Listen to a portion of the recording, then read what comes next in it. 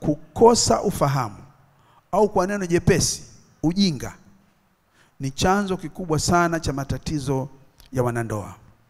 Kwa kuwa ndoa nyingi huvunjika kwa wanandoa kushindwa kupata ufahamu au kupata ugumu wa kufahamu na kuelewa jinsi ya kutambua na kuthamini thamani ya mahitaji ya mwenza.